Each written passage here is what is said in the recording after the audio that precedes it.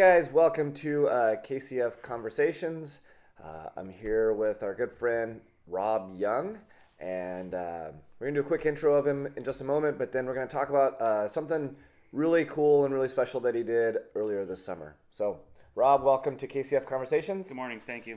Robb, how long have you been with us here at KCF CrossFit? I've been with you guys since D-Day of 2011. Since D-Day of 2011, June so 6th. 8 years. 8 years. 8 years. Okay, so every year you have a traditional little bike ride that you do. What is that bike ride? I take a little jaunt down to Portland. It's the Kaiser Permanente Seattle to Portland bicycle ride. And how long is that bicycle ride? It varies year to year, but this year it was 207 miles. 207. So it's usually over 200 miles. Over 200 miles. And it can be done in one day, or it can be done as a 2-day option, Correct. right? Yep. And how many years have you done it as a 1-day option? 8. You've done one day? Oh, as a 1 day. Twice. Twice. So twice you've done it as a. Once with you. Well, yes, once with me. Yes, that was a memorable day because it was really hot. It was hot. This year you did it as a sort of almost like a 1 day, right? Yeah, I guess you did a 2-day, but it was a little bit unique. Very unique ride this year. Tell us a little bit about your story this year. So this year, I had signed up for the ride in January, as I always do, as a Cascade Bicycle Club member. Fully intended on doing a 2-day ride like normal, and found out later after I'd signed up that my niece is getting married the same day in Port Townsend. Your niece was getting married the same day as the start of the STP. Yes. All right. So that complicates matters. That complicates matters. So I felt the need to do both. I really wanted to do both, so I did both. I went to my niece's wedding in Port Townsend. The ceremony was at 4:30 in the afternoon. After the ceremony, I hopped in my truck, drove to Bainbridge Island, and got on the ferry and started the STP at 7 p.m. The ride starts at 6 a.m. on Saturday. So you got a 13 and a half hour. You gave everyone else a 13 and a half hour. I gave everybody a 13-hour head start. Right. Okay. So wedding starts at 4:30. It's in Port Townsend. Yeah. Which means you didn't hang out and party much at the wedding. No, they said I do, and I was out. I do. I'm out. All right. So so you start this ride in Seattle at 7:30 in the evening, by yourself. By myself. Fortunately, you still got a couple of hours of daylight at that point, right? Yeah. I'm looking at maybe 3 hours of daylight left. Maybe, yeah. And then so tell us what happens from there. So I get off the ferry and I make my way through downtown onto Martin Luther King Way South to tie into Highway 167, which is the actual course now. I just got on the bike and put the hammer down, and my goal was to get through to Spanaway, which is about 50 miles in, before it really started getting dark, because the course goes through some surface streets in the towns, and I didn't want to lose track of where I was and get too turned around. So do you have any adventures along the way? Adventures along the way, yeah.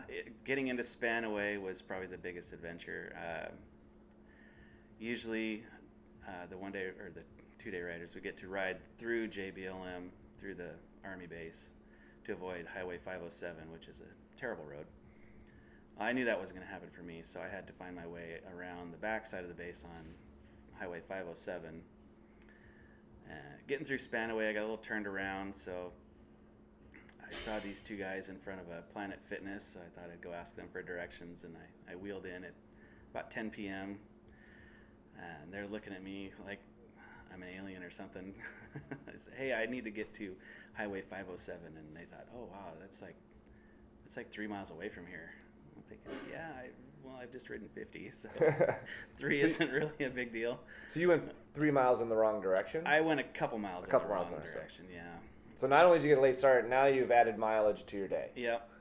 And then I finally got onto the correct highway and made my way to Centralia, which was the official halfway point. And by this time, it's 2:30 in the morning. My goal is to get to the college, which is the official halfway point, and that's where facilities are, and lodging, in my case, was hopefully a park bench or a nice piece of lawn. So I get into Centralia, and there is a freight train blocking every single southbound road into the city. So you're blocked out of the city. I'm blocked out of the city. I'm blockaded by this freight train. It's switching cars at a rail yard, so it's just doing this back and forth thing and not moving. So I thought, well, maybe I could shuck my bike under a rail car and army crawl under it and get through that way. And I thought, that story probably has a bad ending. So I had to wait, and I walked down to another, like half a block down to another crossing, and stood there for a few minutes. And by this time it's nearing 3:00, and I'm done. I'm beat. Yeah. I've been on my bike for a long time. And so you've covered how many miles at this point? 102. 102 miles. Okay. In 6 hours and 36 minutes. Yeah.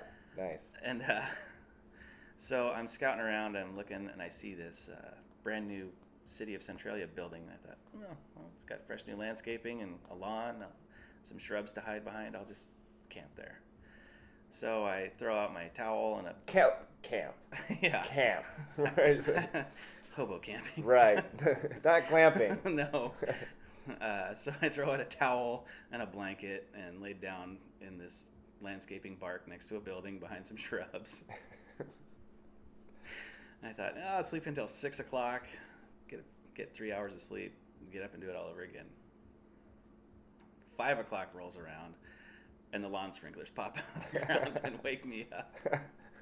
So at this point, you've gotten 2 hours of sleep, a little less than. I got 2 hours of sleep. And now you got a free shower. And I got a free shower. My stuff's getting wet. I'm holding onto this lawn sprinkler head so it's not spraying me in my gear. So I get up and gather my stuff, and I head to... Now I can go to the college and use the facilities and get freshened up a bit and start on day 2. I caught up to the rest of the pack by then. Nice. So then on day 2, you rode into Portland with everybody else that had started on day 1 at a normal hour. Yes. Okay. Did you share your story much, or did you just kind of quietly sneak in and be like, hey? I just kind of quietly snuck in. So nobody knew the story? No. There's a few people here that knew what I was going to do. Yeah, but I just took this challenge on myself and kicked it in the butt. So how was riding on day 2 with a big group at a normal hour compared to riding at night solo by yourself on this epic adventure? I like to ride in the big groups with people. I like to talk to people along the way and chat it up. That's kind of what I do. Yeah. Riding myself at night with nobody but me was a little different. Yeah. A lot of time to think about things, and mostly I was thinking about I want to get done with this and get some rest. But it was fun. I don't know if I'd do it again. Yeah. A lot of people think I was crazy for doing it. Oh no, you're definitely crazy for doing it. Yeah, there's no question. There's no thinking about it. You're definitely crazy for doing it. But not a lot of people can say they've done what I did. Definitely not. Definitely not. Yeah, it's a heck of an accomplishment. I remember when you kept talking about it, and there's a few of us that thought we might jump in and do it with you, but it just didn't work out. And so as I saw people kind of falling off the bandwagon, I wasn't sure how this was going to go down. I wasn't sure your wife was going to support you in it, but not only did she support you, but she actually doubled down because you were going to just do half the ride. I was going to do half the ride after the wedding. I told her, well, I could just drive down to Centralia and do half the ride the next day. And she goes, well, if you do half the ride, you don't get a patch, and you can't update your tattoo on your leg. I have a commemorative tattoo for all the STPs I've done. She said I can't say that I've done 10 in a row because she threw down the gauntlet. She did, basically. And so I guess I'll see you in Portland tomorrow. That's pretty impressive. Well, Rob, that's a hell of a story. Thank you. Thanks for sharing it with us. And thank you pleasure. for being a part of our community for the last 8 years, and we look forward to many years to come. Thank you for having me. Yeah. Thanks for checking it out. Look for more KCF Conversations coming up in the future.